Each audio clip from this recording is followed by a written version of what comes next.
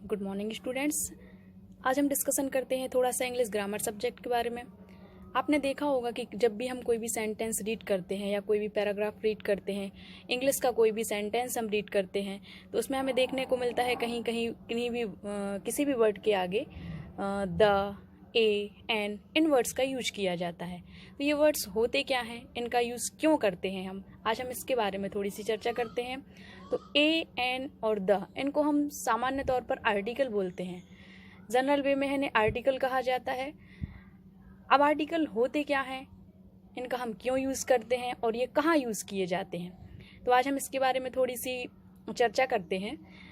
तो सबसे पहले हम समझते हैं कि आर्टिकल होते क्या हैं। इसके लिए हम आपको एक आर्टिकल की छोटी सी डेफिनेशन बताते हैं, जिससे आप बेहतर तरीके से समझ पाएंगे कि आर्टिकल होते क्या हैं। तो देखते हैं। Article is itself a kind of adjective which is used before a noun to make it definite or indefinite. Article विशेषण का अपने आप में वह प्रकार होता है जो नाउन के पहले लगकर उसे निश्चित या अनिश्चित बनाता है। अब आर्टिकल कितने प्रकार के होते हैं ये हम आपको बता चुके हैं कि आर्टिकल 3 प्रकार के होते हैं। आर्टिकल 3 प्रकार के होते हैं, वह कौन कौन से होते हैं। सबसे पहले आता है ए, एन और द।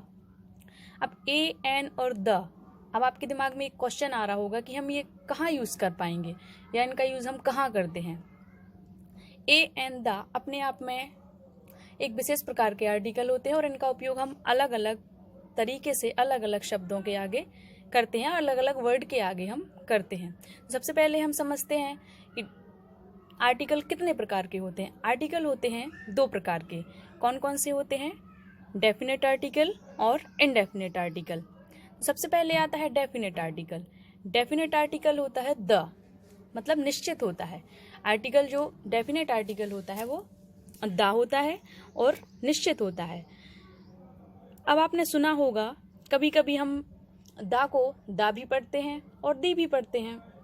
अब दा को हम द और दी हम इन्हें कहाँ कहाँ पढ़ पाएंगे, या दा कहाँ पढ़ा जाता है और दी कहाँ पढ़ा जाता है। तो दा का यूज़ हम कॉन्सोनेंट, मतलब जो भी वर्ड कॉन्सोनेंट लेटर से स्टार्ट होता है। कॉन्सोनेंट आप समझ पा रहे होंगे कि इंग्लिश में भी ववल होते हैं और कॉन्सोनेंट होते हैं। तो जो भी वर्ड्स होता है वो यदि कॉन्सोनेंट लेटर से स्टार्ट होता है तो उसके आगे हम द का यूज़ करते हैं।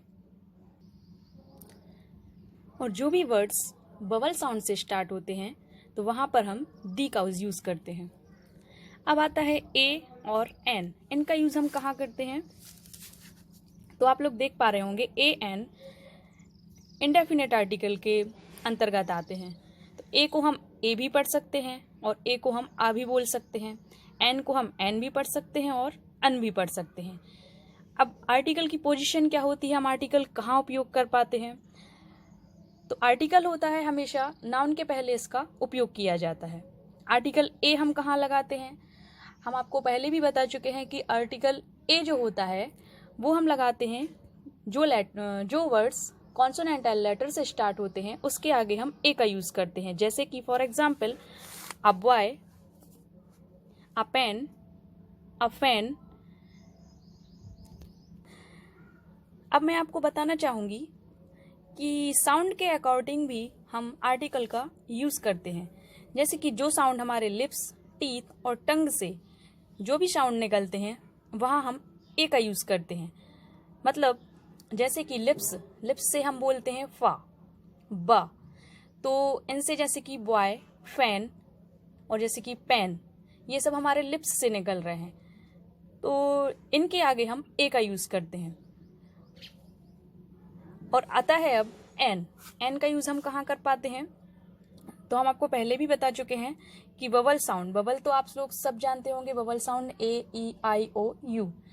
जो वर्ड ववल साउंड से स्टार्ट होते हैं उनके आगे हम एन का यूज़ करते हैं। फॉर एग्जाम्पल आप देख पा रहे होंगे यहाँ मैंने एलिफेंट, यूरोपियन 2 वर्ड लिखे हैं, बट मैंने एलिफेंट के आगे एन का यूज़ किया है और यूरोपियन के आगे मैंने ए का यूज़ किया है। ऐसा मैंने क्यों किया है, ये तो दोनों ववल साउंड से स्टार्ट हो रहे हैं, लेकिन इनका जो हम प्रोनाउंसिएशन करते हैं एलिफेंट, एलिफेंट का प्रोनाउंसिएशन हम किससे कर रहे हैं? ए से कर रहे हैं, हिंदी के स्वर ए से कर रहे हैं। बट यूरोपियन का हम प्रोनाउंसिएशन किससे कर रहे हैं? हिंदी के या से कर रहे हैं। या जो है वो व्यंजन है और ए जो है वो स्वर है। कहने का मतलब ये है, चाहे वो इंग्लिश का स्वर हो चाहे वो हिंदी का स्वर हो, वहां हम एन का ही यूज करेंगे। और चाहे वो इंग्लिश का कॉन्सोनेंट हो या फिर हिंदी का व्यंजन हो, वहां हम ए का यूज कर सकते हैं। आगे भी मैंने कुछ आपको एग्जाम्पल दिए हैं, जैसे कि अम्ब्रेला, यूनिवर्सिटी, हॉर्स, आवर। अब आप अच्छी तरह समझ गए होंगे कि द, दी, ए, एन, इन सब का यूज हम कहाँ करते हैं। द होता है डेफिनेट आर्टिकल और ए एन होता है इनडेफिनेट आर्टिकल। आर्टिकल होते हैं कितने प्रकार के? 2 प्रकार के, डेफिनेट और इनडेफिनेट होते हैं। अब आप अच्छी तरह समझ गए होंगे कि द, ए, एन, इनका यूज हम कहाँ करते हैं। इसलिए मैंने कुछ आपके लिए प्रैक्टिस के लिए कुछ वर्ड्स दिए हैं, यहाँ आप ए, एन और द का यूज कर सकते हैं कि आपको कितना समझ में आया है, कितना आप कर सकते हैं। नोट करिए इन्हें और इस पर आप अपनी प्रैक्टिस करिए। Thank you very much.